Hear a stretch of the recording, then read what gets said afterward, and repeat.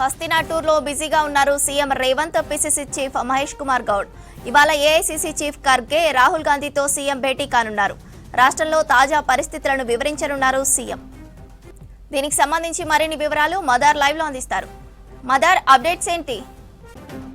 స్రవంతి, నిన్న రాత్రి CM Revanth Reddy, deputy CM బట్టి విక్రమార్క, మంత్రి ఉత్తమ్ కుమార్ రెడ్డి, అలాగే రాష్ట్ర వ్యవహారాల ఇన్ఛార్జ్ దీపదాస్ మున్షి వీళ్ళందరూ కూడా ఢిల్లీకి వచ్చారు. నిన్న రాత్రి ఏఐసిసి ప్రధాన కార్యదర్శిగా ఉన్నటువంటి కేసీ వేణుగోపాల్తో సుదీర్ఘంగా భేటీ అయ్యారు. ఒక సుమారు గంటన్నర పాటు భేటీ జరిగింది. ఆ భేటీలో కీలకంగా రాష్ట్రంలో కీలకమైనటువంటి పరిణామాలు, అలాగే రాష్ట్ర ప్రభుత్వం తీసుకొచ్చినటువంటి కులగణన, ఎస్సీ వర్గీకరణకు సంబంధించినటువంటి అంశాలతో పాటు పిసిసి కార్యవర్గ కూర్పు, మంత్రివర్గ విస్తరణకు సంబంధించినటువంటి అంశాలపైన సుదీర్ఘంగా చర్చ అనేది జరిగింది. 2-3 రోజుల్లోనే పిసిసి కార్యవర్గానికి సంబంధించినటువంటి అనౌన్స్మెంట్ అనేది కూడా వచ్చేటువంటి అవకాశం ఉన్నట్లుగా చర్చ నడుస్తోంది. ఈ నేపథ్యంలోనే ఈరోజు ఇద్దరు ప్రధాన నాయకులు, కాంగ్రెస్ పార్టీకి సంబంధించి ఏఐసిసి అధ్యక్షుడు మల్లికార్జున ఖర్గే, అలాగే రాహుల్ గాంధీ ఇద్దరిని కూడా ఈ సీఎం బృందం కలవబోతున్నారు. రాష్ట్రంలో సక్సెస్ఫుల్ గా కులగణన అనేది పూర్తి చేశారు. దాంతోపాటు ఎస్సీ వర్గీకరణకు సంబంధించి బిల్ అనేది కూడా తీసుకురావడం, శాసనసభ ఆమోదింపజేసుకోవడంతో 2 జిల్లాల్లో ప్రధానంగా 2 భారీ బహిరంగ సభలు అనేది కూడా రాష్ట్ర ప్రభుత్వం నిర్వహించాలని భావిస్తూ ఉంది.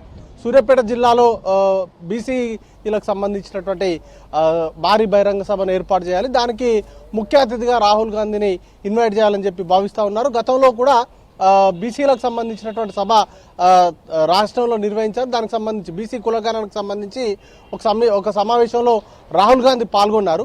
ఇక ఇటీవల పార్లమెంట్లో కూడా తెలంగాణలో చేపట్టినటువంటి కులగణనకు సంబంధించినటువంటి అంశాన్ని కూడా రాహుల్ గాంధీ ప్రత్యేకంగా ప్రస్తావించారు.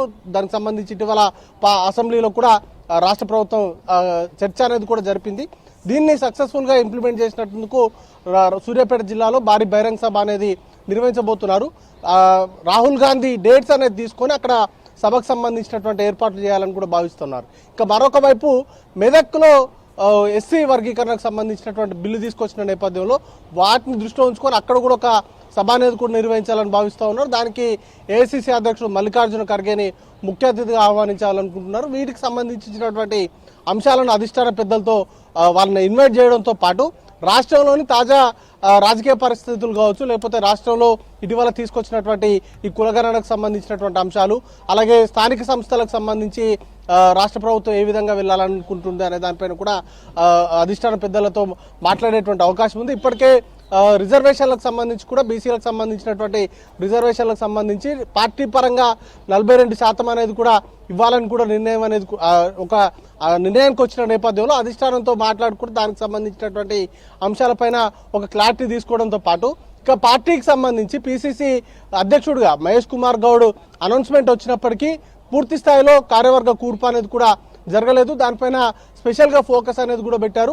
1-2 రోజుల్లోనే ఈ కార్యవర్గ సంబంధించినటువంటి పూర్తి స్థాయిలో బాడీస్ ని నియమించడం కావచ్చు, అలాగే మంత్రివర్గానికి సంబంధించి కూడా 6 మంత్రుల పదవులు అనేది కూడా 6గురిని అకామిడేట్ చేసేటువంటి అవకాశం ఉన్నప్పటికీ ఇప్పటివరకు కూడా క్యాబినెట్ ఎక్స్పాన్షన్ అనేది కూడా జరగలేదు. బట్ ఈసారి దానికి సంబంధించినటువంటి అంశాలపైన అధిష్టాన పెద్దలతో చర్చించి ఒక ఫైనల్ డిసిషన్కి అయితే వచ్చేటువంటి అవకాశం ఉంది.